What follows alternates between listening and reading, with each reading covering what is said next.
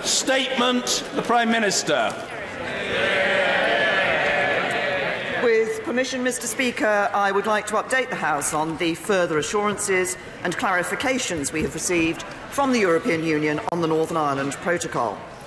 As a proud unionist, I share the concerns of members who want to ensure that in leaving the European Union we do not undermine the strength of our own union in the UK. That is why, when the EU tried to insist on a protocol that would carve out Northern Ireland from the rest of the UK's customs territory, I said no. And I secured instead a UK-wide temporary customs arrangement, avoiding both a hard border on the island of Ireland and a customs border down the Irish Sea. I also negotiated substantial commitments in the withdrawal agreement and the political declaration to do everything possible to prevent the backstop ever being needed, and to ensure that if it were, it would be a temporary arrangement. But listening to the debate before Christmas, it was clear that we needed to go further. So I returned to Brussels to faithfully and firmly reflect the concerns of this House. The conclusions of December's Council went further in addressing our concerns. They included reaffirming the EU's determination to work speedily to establish by the 31st of December 2020 alternative arrangements so that the backstop will not need to be triggered. They underlined that if the backstop were nevertheless to be triggered, it would indeed apply temporarily. They committed that in such an event, the EU would use their best endeavours to continue to negotiate and conclude as soon as possible a subsequent agreement that would replace the backstop.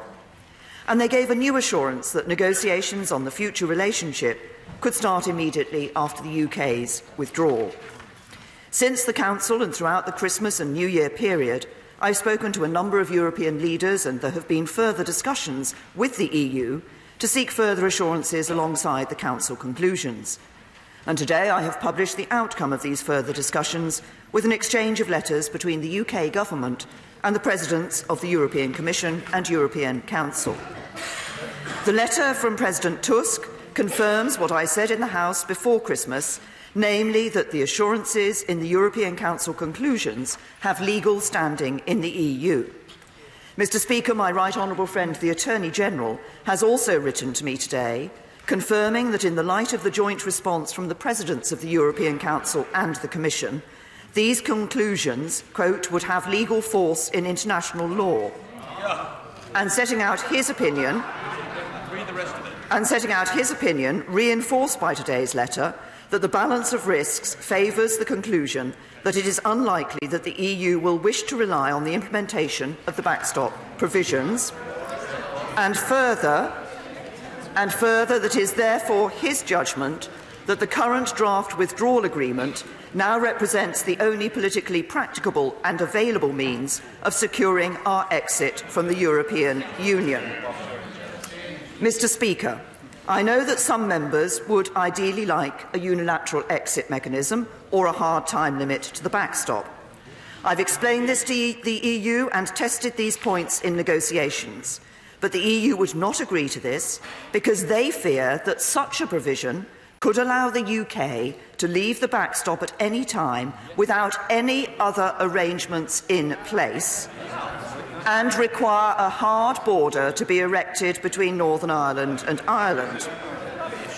I have been very clear with them that this is not something we would ever countenance, that the UK is steadfast in its commitment to the Belfast Agreement and would never allow a return to a hard border. But it is not enough simply to say this. Both sides also need to take steps to avoid a hard border when the UK is outside of the EU. Failing to do so would place businesses on the island of Ireland in an impossible position, having to choose between costly new checks and procedures that would disrupt their supply chains or breaking the law. So we have the backstop as a last resort. But both the Taoiseach and I have said consistently that the best way to avoid a hard border is through the future relationship. That is the sustainable solution, and that neither of us want to use the backstop. So since the Council, we've been looking at commitments that would ensure we get our future relationship or alternative arrangements in place by the end of the implementation period, so that there will be no need to enter the backstop and no need for any fear that there will be a hard border. And that is why, in the first of the further assurances they've provided today, the EU has committed to begin exploratory talks on the detailed legal provisions of the future relationship as soon as this Parliament has approved the deal and the withdrawal agreement has been signed, and they have been explicit that this can happen immediately after this House votes through the agreement. If this House approved the deal tomorrow, it would give us almost 2 years to complete the next phase of the negotiations. And of course, we will have the option to extend the implementation period if further time were needed for either 1 or 2 years. It is my absolute conviction that we can turn the political declaration into legal text in that time, avoiding the need for the backstop altogether.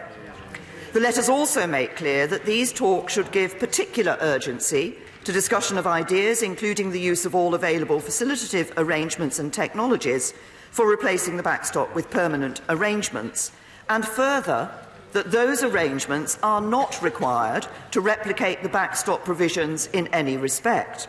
So, contrary to the fears of some honourable members, the EU will not simply insist that the backstop is the only way to avoid a hard border. They have agreed to discuss technological solutions and any alternative means of delivering on this objective and to get on with this as a priority in the next phase of negotiations. Second, the EU has now committed to a fast-track process to bring our future trade deal into force once it has been agreed. If there is any delay in ratification, the Commission has now said they will recommend provisionally applying the relevant parts of the agreement so that we would not need to enter the backstop.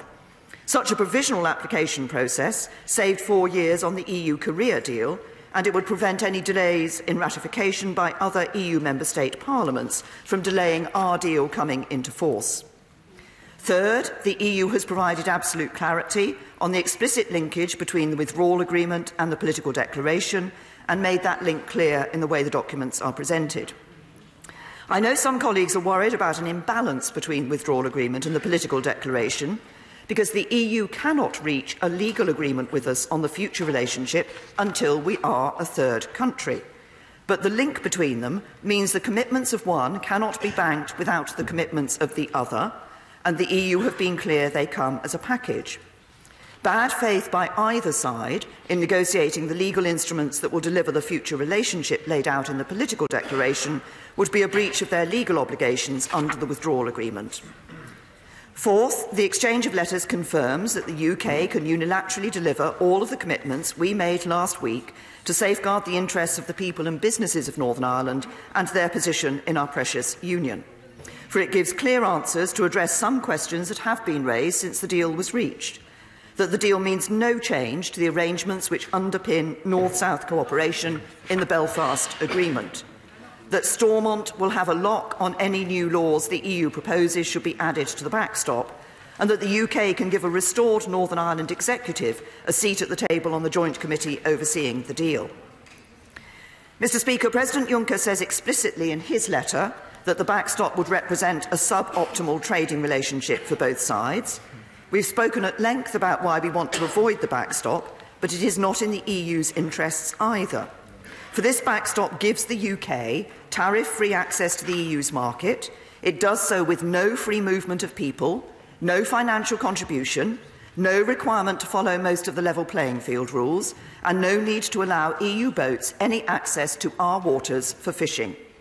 Furthermore, under these arrangements, UK authorities in Northern Ireland would clear goods for release into the EU single market with no further checks or controls. This is unprecedented and means the EU relying on the UK for the functioning of its own market. So the EU will not want this backstop to come into force, and the exchange of letters today makes clear that if it did, they would do all they could to bring it to an end as quickly as possible.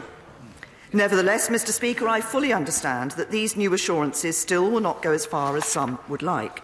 I recognise that some members wanted to see changes to the withdrawal agreement, a unilateral exit mechanism from the backstop, an end date, or rejecting the backstop altogether. Although it should be said that this would have risked other EU member states attempting to row back on the significant wins we had already achieved, such as on control over our waters or the sovereignty of Gibraltar. But the simple truth is this: the EU was not prepared to agree to this, and rejecting the backstop altogether means no deal. Whatever version of the future relationship you might want to see, from Norway to Canada to any number of variations, All of them require a withdrawal agreement, and any withdrawal agreement will contain the backstop. And that is not going to change, however the House votes tomorrow. And to those who think we should reject this deal in favour of no deal because we cannot get every assurance we want, I ask, what would a no-deal Brexit do to strengthen the hand of those campaigning for Scottish independence, or indeed those demanding a border poll in Northern Ireland? Surely this is the real threat to our union. Mr. Speaker, with just 74 days until the 29th of March, the consequences of voting against this deal tomorrow are becoming ever clearer. With no deal, we would have no implementation period, no security partnership, no guarantees for UK citizens overseas, and no certainty for businesses and workers like those I met in Stoke this morning. And we would see changes to everyday life in Northern Ireland that would put the future of our union at risk. And if, rather than leaving with no deal, this House blocked Brexit, that would be a subversion of our democracy, saying to the people we were elected to serve that we were unwilling to do what they had instructed. So I say to members on all sides of this House, whatever you may have previously concluded, over these next 24 hours, give this deal a second look. No, it is not perfect, and yes, it is a compromise. But when the history books are written, people will look at the decision.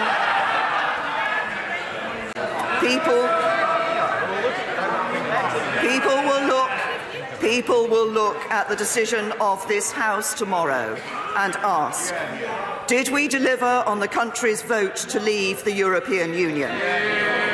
Did we safeguard our economy, our security and our union? Or did we let the British people down?